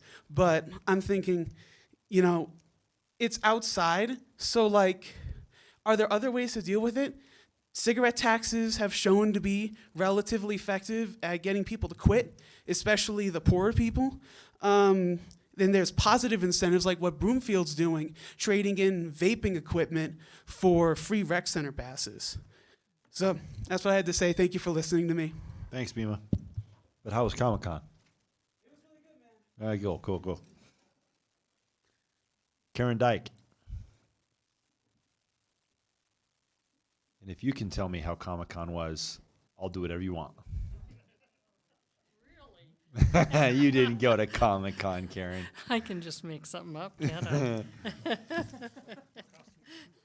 Mayor Bagley and city council members. Karen Dyke, 708 Hayden Court. I heard this quote earlier today in a speech on climate change. We are at a time with an abundance of danger and also an abundance of hope. Renewable energy production, the cost is falling rapidly right now, and it is cheaper than fossil fuel production. A study recently done by the U.S. government, and this is a quote, due to the rapid recent cost decline of wind and solar, the combined fuel maintenance and other going forward costs of coal-fired power from many existing coal plants is now more expensive than the all-in cost of new wind or solar project. This cost crossover raises substantial questions for regulators and utilities as to why these coal plants should keep running instead of renewable power plants. We know that not only is renewable energy coming down rapidly, but it will also be cleaner and cheaper. The city of Longmont is sitting in a good spot by being part of PRPA. PRPA is implementing wind and solar contracts, and also starting with a little storage and looking at different storage projects. PRPA is also trialing running a rawhide coal plant at a less than 100% to prepare for renewable resources, and so that's also very, very encouraging as we look forward. Colorado now has new legislation in support of renewable energy, including electric vehicles, and this will also help us move away from fossil fuels. Longmont can do its part to prepare for this renewable future. I realize that a study session on renewable energy will be held on Friday, and I can't attend, but I'm glad that this is being addressed. I'm going to cover a few of my thoughts on this project here. The city of Fort Collins has been working on time of use pricing, and as a result of that, they have a lower price from PRPA to their utility. LPC needs to rapidly study how our rate structure needs to change to support new demand management techniques and time of use for the city as well. The city needs to decide if it supports rooftop solar, and if it does, perhaps whether or not they should offer rebates for battery storage, because that'll be very important to help us when we're on renewable energy. Conversion to electric vehicles is also underway. What is the city doing to provide infrastructure? We need to understand what happens if everybody in the city plugs in to charge their electric vehicle at once. You needed to give me that upfront time because I get really sleepy and I can't even talk now. I needed to go with the younger kids. Anyway, if everybody plugs in their electric vehicle at once to recharge, that's going to be a real hit on the energy. So we need to be looking at that. We also need to encourage people in this city who already have an electric vehicle to purchase the wall charger. I think it's called a juice box from PRPA, because that will allow us to start looking at at what time we're using energy and how much energy we're using when we plug in electric vehicles. So it's very important data. We must have a deep look at our sustainability plan. And I know it's not that old, but in this world, things change rapidly. And it's time to look at that again to ensure it's up to date as we move with renewable energy, and to also see that it's rapidly implemented. And one thing I notice is that there's a lot of rebates on gas appliances. We need to stop that. It's time to move to 100% renewable electricity, and all of our appliances going forward we should encourage to be electric. So there's much to do, but we can do it with an abundance of hope. Thank you. Okay, you didn't go to Comic-Con. That sounds pretty good. All right. Mary Pacini.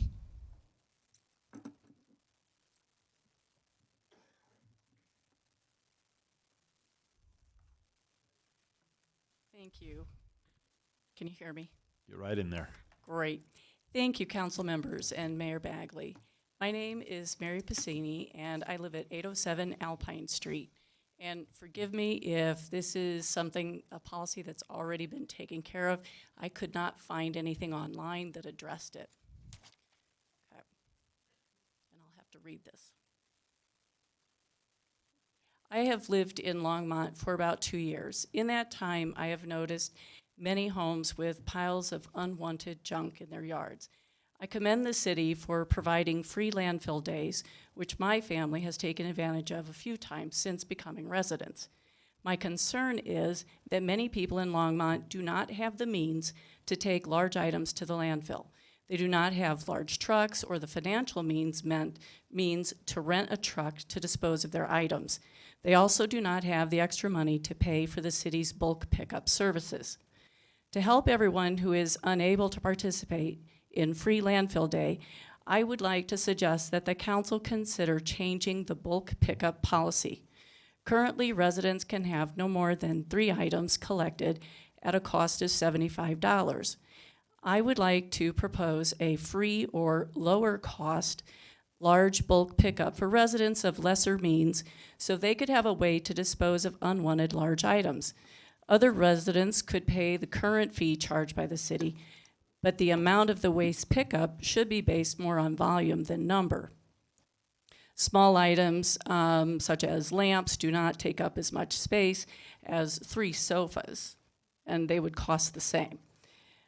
I have seen free bulk pickup work in my former city.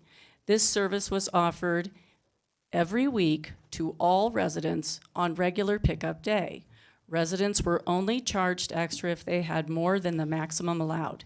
In fact, when residents put their bulk waste on the curb the evening prior to pickup, recyclers or upcyclers were able to make use of some of those items that a resident discarded.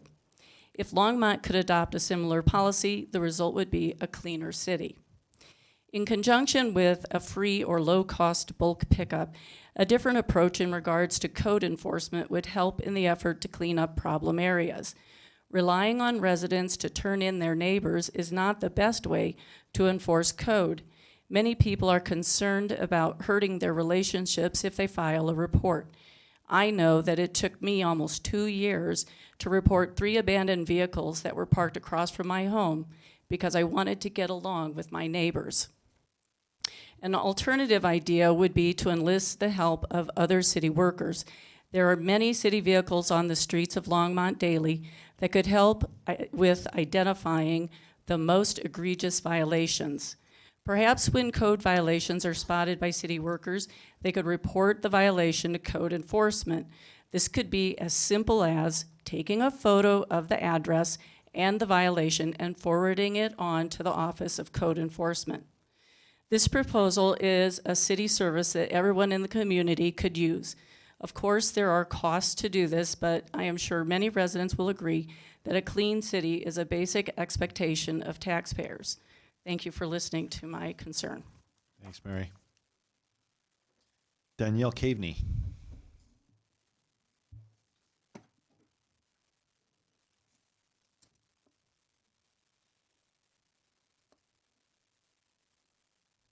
Hi, my name is Danielle Caveney, and I just bought a house at 1919 Corey Street. So I am here with the rest of my neighborhood to try to stop this development. My husband and I just bought our very first home. I picked this neighborhood because I moved to Longmont a couple years ago. As a 30-year Colorado native, we decided that Longmont was the place that we wanted to call home for a while, if not forever. And unfortunately, we were unaware of what was going on in the development near us, which at this point, if I would have known, we would have not bought this house. As the neighborhood is changing, it really breaks my heart that you, as Longmont, would do this to the tenants that have lived there for 30 plus years. I know a couple of people that have lived there for almost since those houses were built, and that's been 60 years. As a first-time homeowner and working class Longmont resident, I am a passionate supporter of low-income housing in this neighborhood, and I am here tonight with a few deep concerns about the unethical situation that this design of this development is. All American citizens deserve access to life, liberty, and the pursuit of happiness. My first concern is housing units that are as small as 300 square feet. Why would we enable our neighbors to housing that meets the standard? Would anybody in this room be willing to live in a space that had your kitchen, living room, bedroom, bathroom in just 300 square feet? The citizens of Longmont deserve better than this. This is the kind of community you find in large cities such as Denver, not our quiet Longmont. My second concern is not providing parking for our neighbors. To think this community won't have vehicles is unbelievable to me. Longmont is a community of people that commute. This not only makes the low-income workers living in the low-income housing have inconvenient transportation options, but it also puts the stress on the existing neighborhood. When these people don't have a place to park their vehicles, it causes wandering in the neighborhood. Since moving in on May 24th, I have already had one intruder in my backyard through the alley. Bringing this kind of unit is only asking for problems to increase, especially through those alleys that sit right through there. The developer has stated that this building, if this sells, it could potentially be a motel. Considering there are 2 different motels down the street, it's obvious that a lot of Longmont police time is spent in that area. I want to encourage Longmont City Council to expand low-income housing, but this is a poorly designed plan that does not seriously address a sustainable future for our town. Please reject this proposal and work to develop just and humane housing for our neighbors. Thank you all very much. Thanks, Danielle. Travis Oftermont.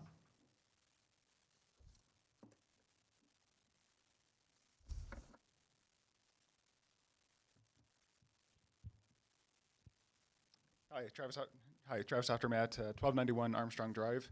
I didn't know about the Kimbark-Buckley problem, but just looking at it on Google Maps and with my experience on SimCity, it seems like a very terrible place to put housing.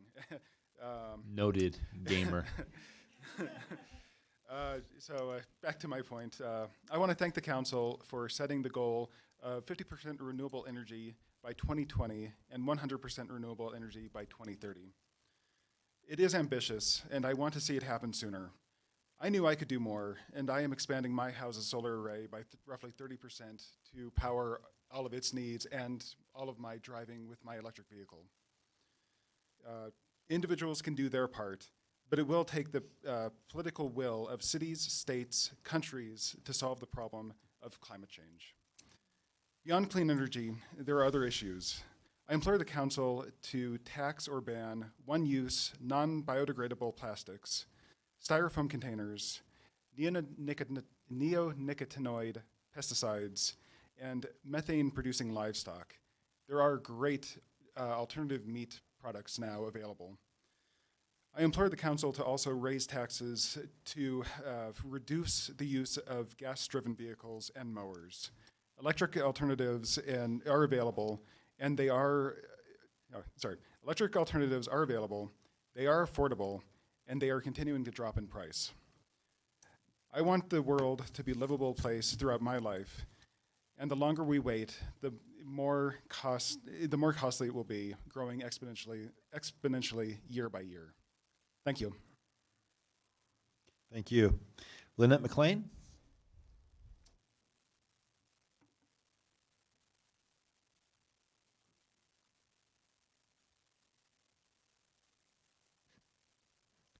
Hi, Mayor Bagley and Mayor Pro Tem Christensen and the City Council. My name is Lynette McLean, and my address is 969 Reynolds Farm Lane. Looks like there's two issues here tonight, Kimbark and climate change.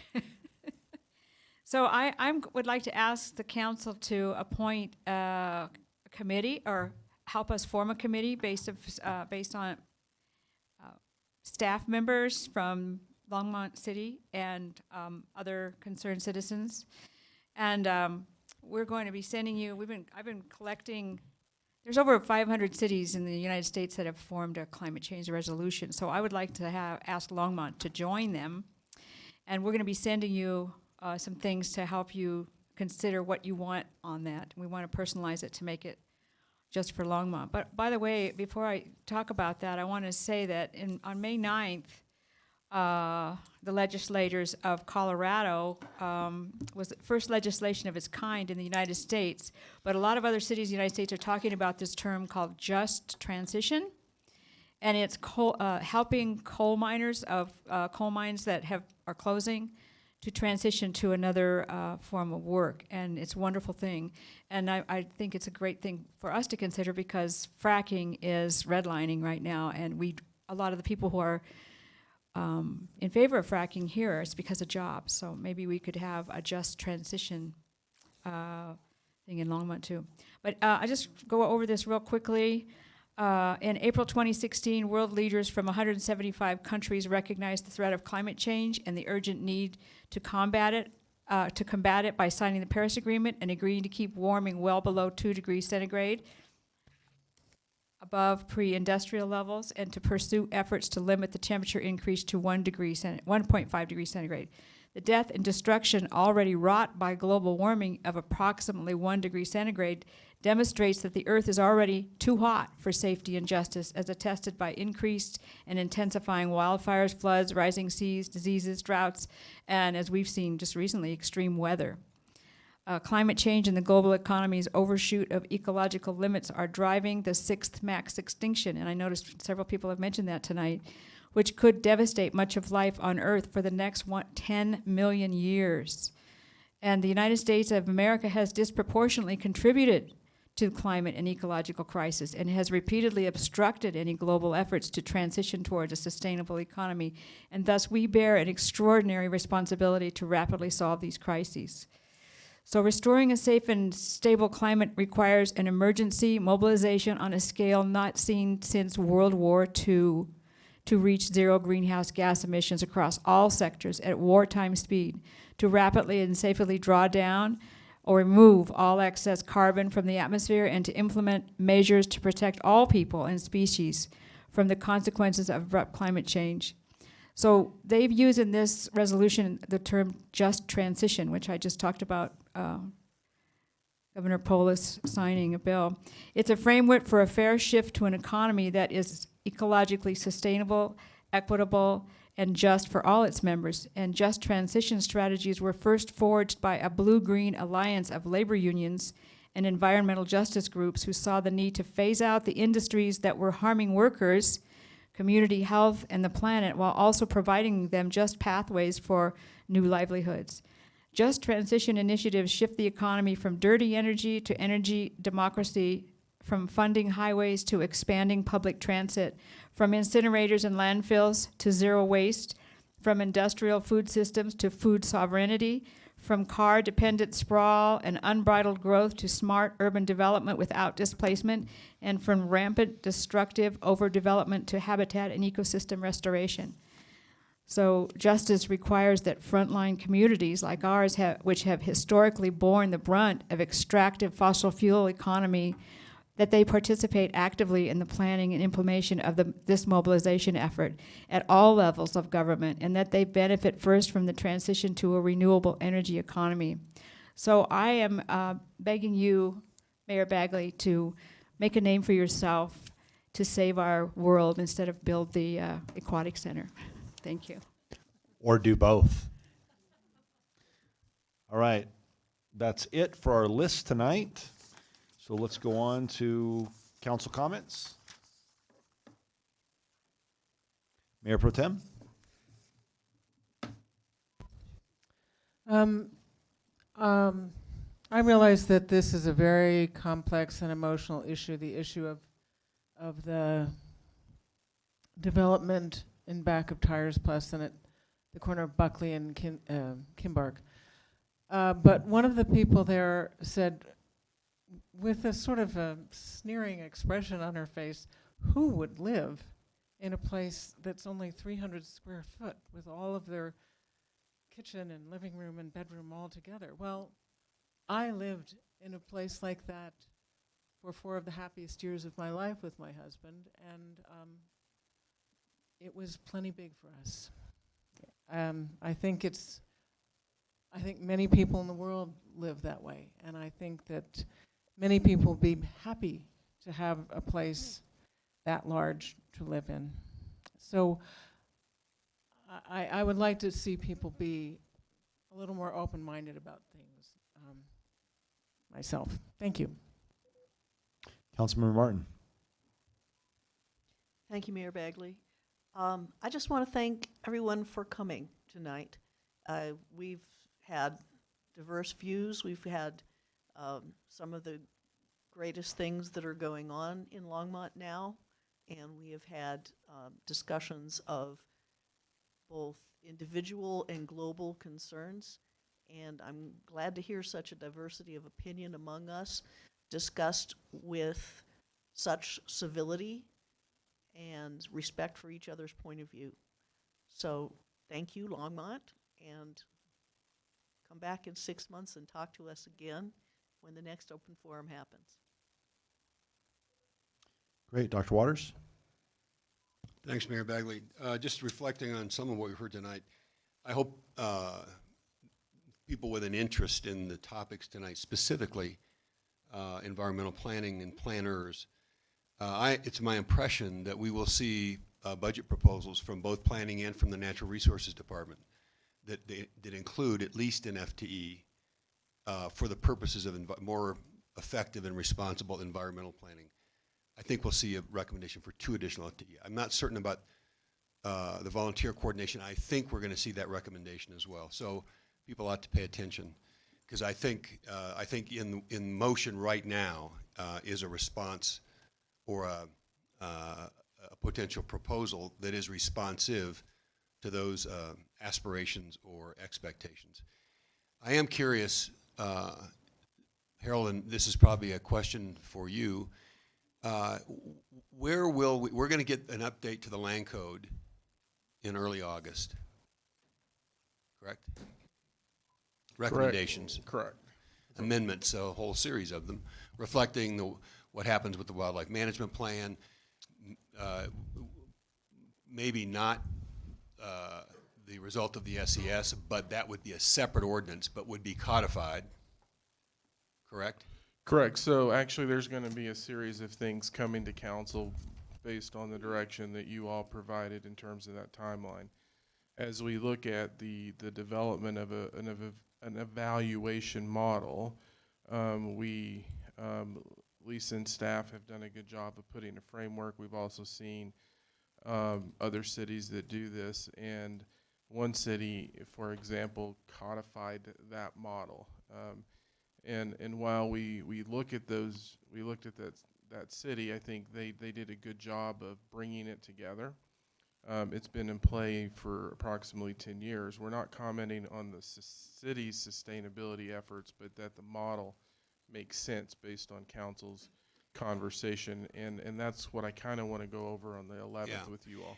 So the related question is, I don't think we've seen anywhere in that Gantt chart that you put together, or a form of a Gantt chart, building codes. At what point would we be in a serious conversation about updating Next building year. codes to We typically do that at the beginning of the year. I think we just adopted some building codes, and I think one of the things that I've had a conversation with staff is there's an evolution to building codes that we go through, and so whatever we do is going to need to be constantly evaluated and revised, because what we've seen historically with building codes is many things that people were creating separate and apart. What happened is those end up coming into the building codes in a natural progression. So in that world, there's not really a static component to it, which means we're going to have to be on all of these things in a constant state of evaluation. Well, our Friday conversation about our commitments to renewable energy in zero carbon, the follow-on to that seems to me the logical next step. I mean, if there's some code work that has to be done, the next step is making certain that our building codes reflect the highest standards for energy efficiency and climate concern. And I think Joni's had conversations, had meetings with everyone, and had conversations where when we talk about getting those in now in terms of what to look at, fits within her timeline of what we're going to do.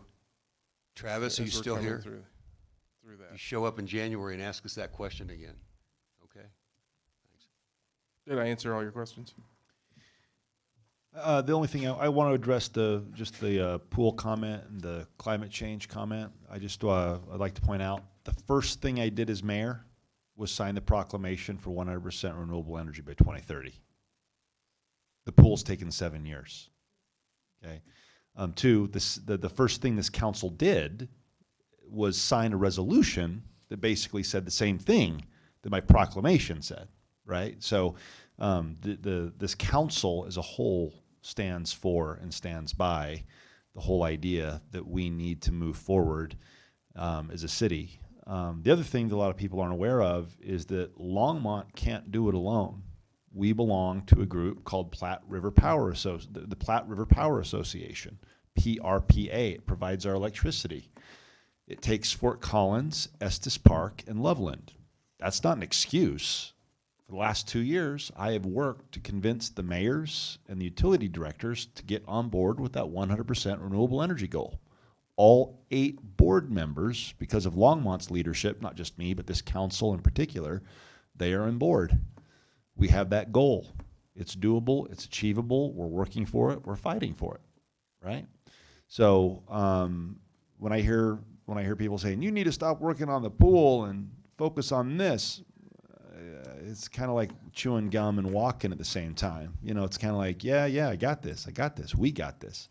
And so, and the other thing is that whether you want a pool or not, I kind of look at it as basketball courts, tennis courts, rec centers, libraries. Cities of a certain size need certain amenities. This is just, it's time for us to do. But it's also time for us to get on board with renewable energy and do things like drive electric cars, drive motorcycles, all kinds of things that would actually help with the environment. But anyway, Mayor Pro Tem, do you have something else? Yeah, just building on what you and Councilman Waters have said about renewable energy. It's ultimately all of us have to work on this ourselves about how we can the most powerful thing that we have done, and we've done a very good job of this, is conservation. We've conserved a lot of water. Although we've grown, we're not using more water than we used to, which is really incredible. And we need to do the same thing with our energy use. And this is something we can do, but we also need to celebrate when we do succeed. And we don't do that enough. We don't even know that we've succeeded in saving all this water. But when you think about fixing up your home, if you have a home, And I have a home that I've fixed up again and again, now it's coming up. And so think about spending a little extra money to do something that will, in the long run, although it'll cost you quite a bit more maybe in the short run, it will actually be better for the climate and better for you. And as a town, we need to figure out a way that we can also help other people who don't have a lot of resources, both stay in their home, who are seniors but can't afford to upgrade insulation. And there are resources that will help people. They need to know about them. Also, there are people who are not older, but they still don't have enough money to actually upgrade their homes. But there's so much money, so much energy that we can save if we just think a little bit harder about what we're doing with our own homes. And so check out the city's website, check out all the city's resources, and see what you can do to upgrade your home in a way that actually helps us save, because conservation is the way we'll get there. All right. Eugene, you want to come down and say anything? No? Harold, you want to say anything? I don't see Harold. I want to say anything? You good? All right, great. It's before 9. Actually, no, it's 7 after 9, but let's go home. Thanks, everybody. Great meeting.